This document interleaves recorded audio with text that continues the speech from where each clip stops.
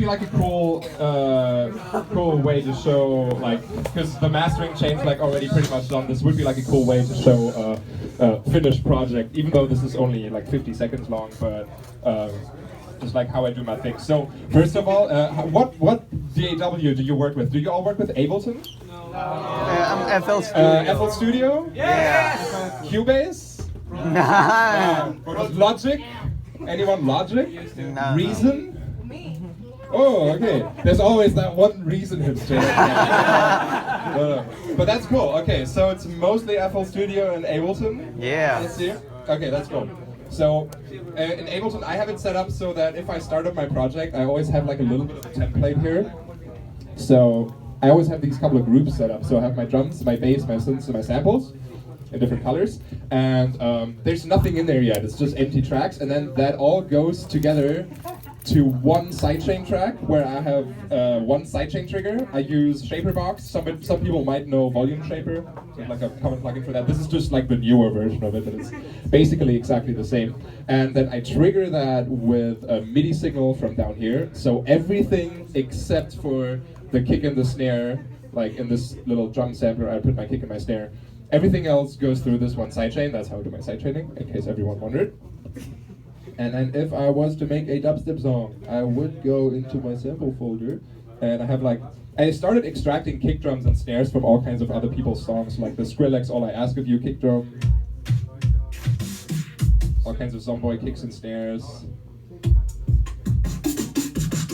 But I also made my own with a good kick drum maker would be Sonic Academy Kick 2. That's really sick. That's how I made all these kick drums for dubstep.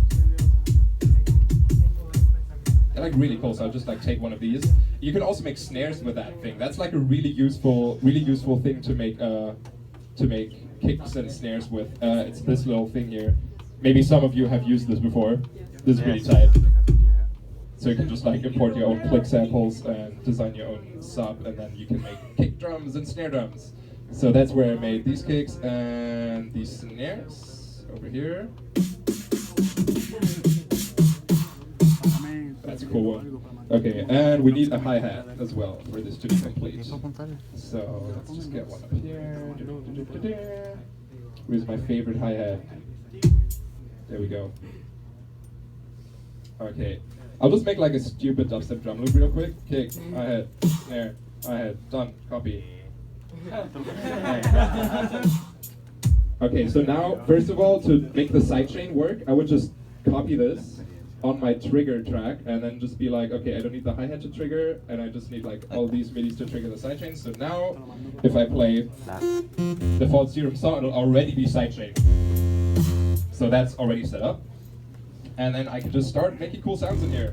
Do you guys, what do you guys use mostly to make your sounds? Serum. Massive, still Summon, does someone still use Massive? Citrus.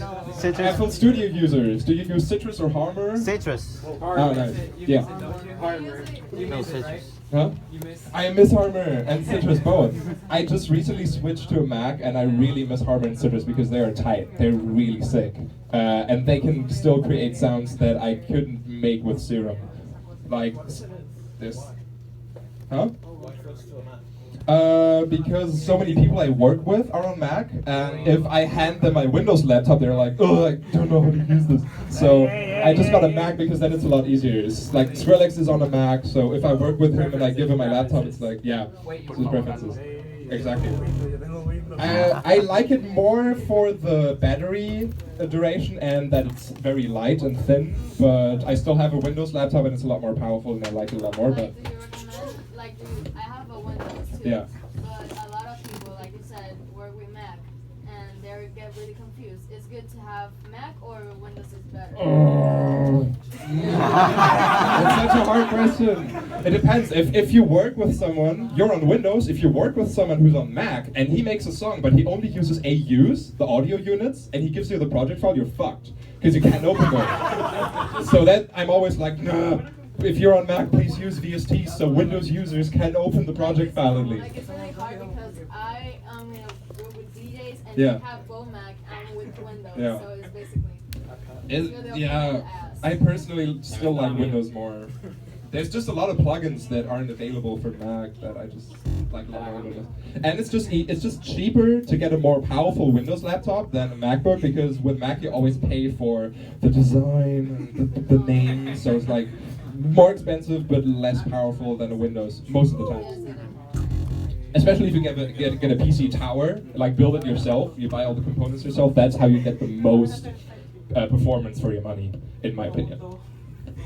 So yeah, I would make like most of my sounds with Serum actually, like lead sounds, plugs, or anything. I made a lot of wavetables myself. There's a cool, for example, here we go. There's a Windows program called Serum FM Wavetable Studio. It's like a separate program made by Glowing Shrimp or something. So if you look it up, it's free, you can download it, and you can make your own wavetables in there by FMing any kinds of waves together, and it creates insane wavetables like this one. And it sounds like 16-bit dinosaurs, like that song. It instantly sounds like that. And that program is not available for Mac, so I was like, God damn it. So many reasons for Windows. I mean, it's all just a matter of preference, I guess, in the end. But yeah, we can start making a sound with this. It's a very aggressive. It's just like square waves being FM'd by more square waves. It is it's nicely symmetric. All these other ones, like this is a saw wave being FM'd by other square waves. Sounds kind of like Getter, like that kind of sound. There's like a sine wave FM'd with square waves. This is like sounds almost like rhythm automatically. I just do something like this. And I like using multiple LFOs with different shapes. So for example, it's phasing through the wavetable in one direction with this saw, while the volume goes up and down. So it doesn't, usually you would maybe use the same LFO for both, but I like separating that. Because then maybe I could even change this tempo so it's like different every other time or something. So it's cool playing around with that. So then I want a sub down here. Okay, let's add some effects. Frequency shifter, dimension expander, distortion, OCT. Something I can really recommend to make it a little wider is delay at very short times, and with different times left and right. So like if I make this a little shorter, you can hear it. So it kind of creates this little room that's very nice for rhythm sounds. And my favorite effect plugin right now in Ableton is Corpus. Have you like fucked around with all of these? Yes. These are pretty tight. Corpus is actually sick. The problem with Corpus is if you don't know it and you drag it in, the default preset sounds horrible because it sounds something like the default preset sounds something like this, right? Or something, and you're like, what the fuck is this? How is this useful for a sound? But it's actually, so it's meant to be a physical modeling resonator, and the bottom ones, pipe and tube, like these two modes, are basically just a saw and a square comp filter. So putting this on tube and putting this like on a tune here, whoops, that's a lot of resonance, is basically nothing else than taking a filter up here on comp minus and putting it on a certain frequency. That's like,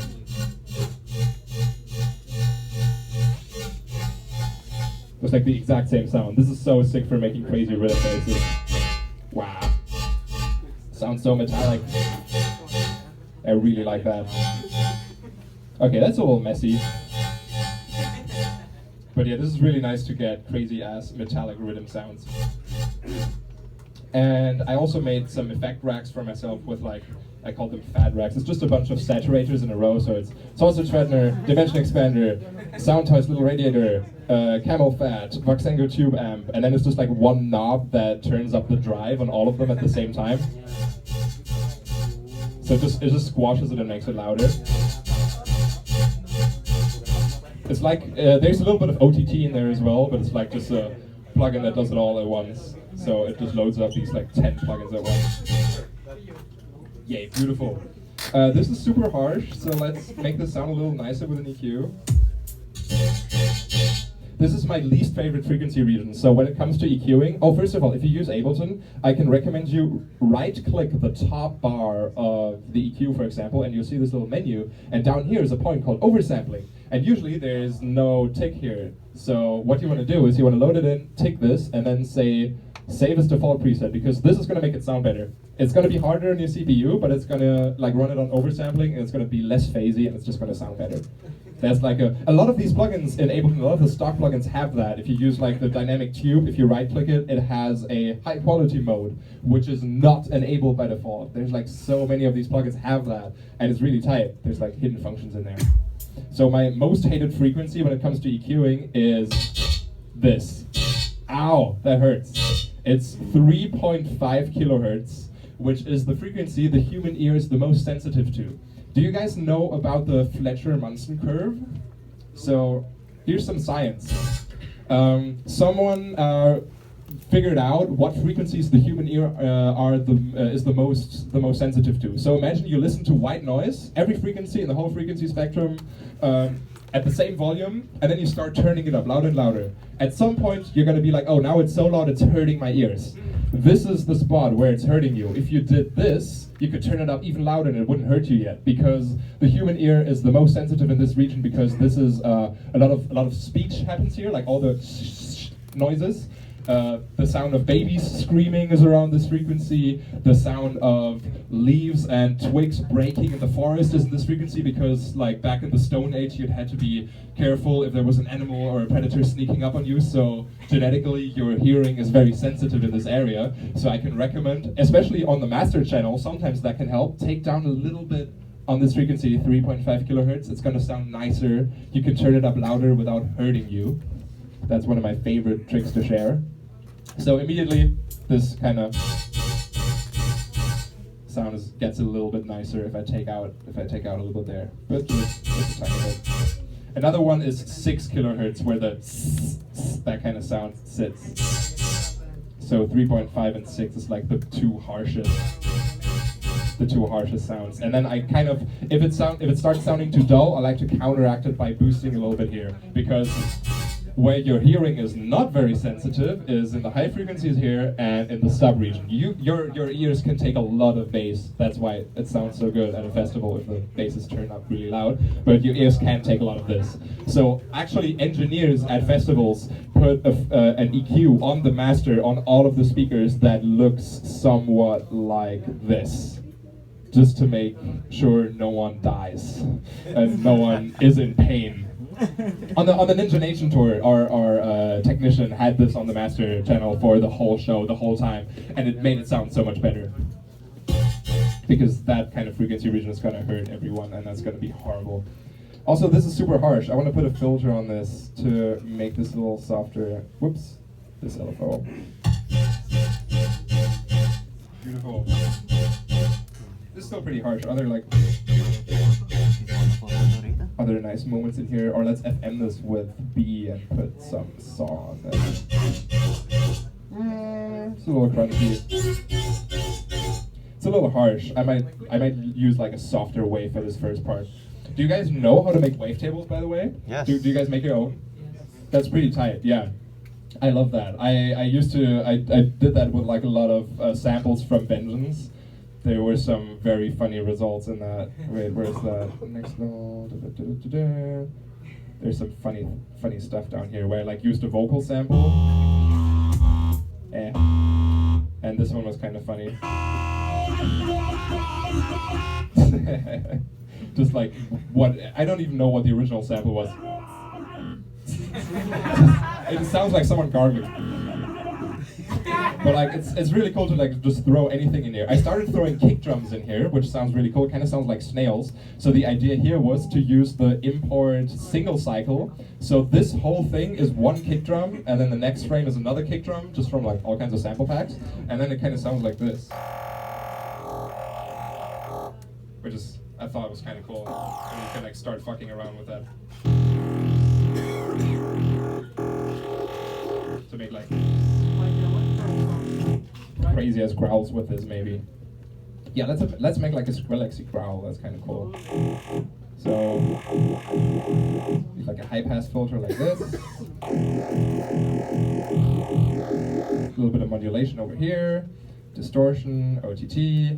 And then the secret to the Skrillex growl is actually, okay, first of all, making it really loud, but the secret is making it very dull with this, and then adding 3 OTTs. 1, 2, 3. Woo! That's cool. Oh wait, where's this reverb coming from? There's a reverb in here. I don't want that. Reverb, go. Alright. Okay, so now some modulation on this.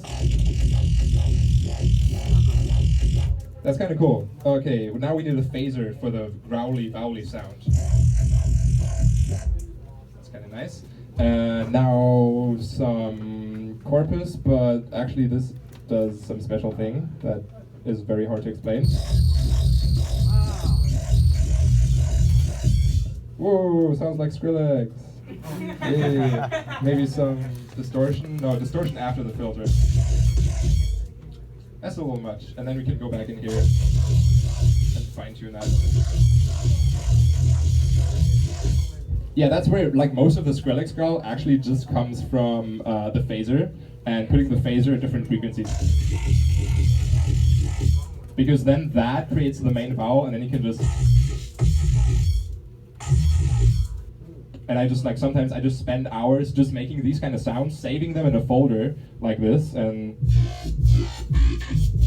then just like using those later on when you make a song, so you don't have to like, you're in the flow, you're like making a song, you got an idea for a melody, and then, oh, I need a bass sound here, and then you sit there for hours making this bass sound, when instead you could have done that another day and made this folder of bass sounds that you already have, so you could just be like, oh, I'm just going to take this, put it there, and then continue working on your song. I just like doing it this way, because then you don't get hung up on making a sound while you actually want to write a song.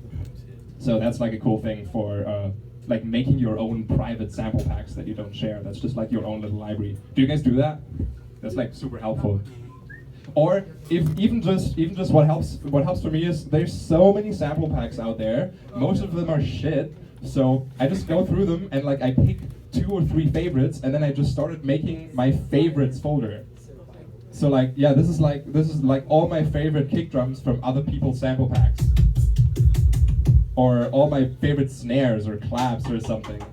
So I don't have to go into every single sample pack every time, go through all these folders. I just have like all my favorite risers, impacts, and fall downs in one folder. So like all kinds of effects and something. So this makes your workflow a lot faster, I think. I really like to do that. Yeah, that's a cool sound. Can we use this?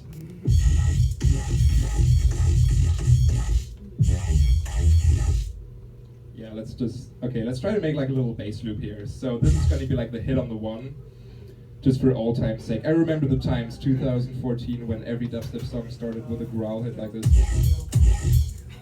Yay! Good old times.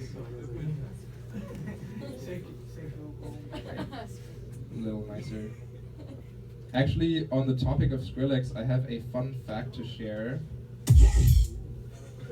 that has to do with one of his songs. Okay.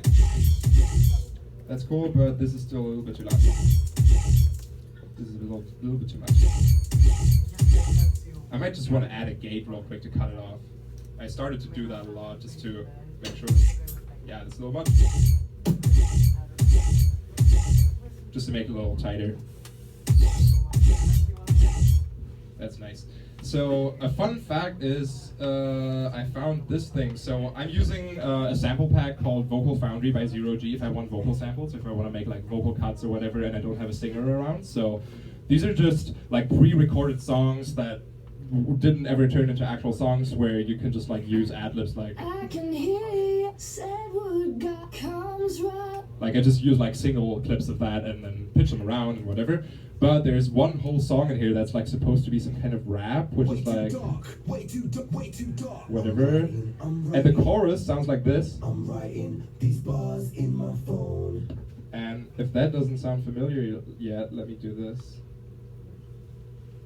I'm writing these bars in writing.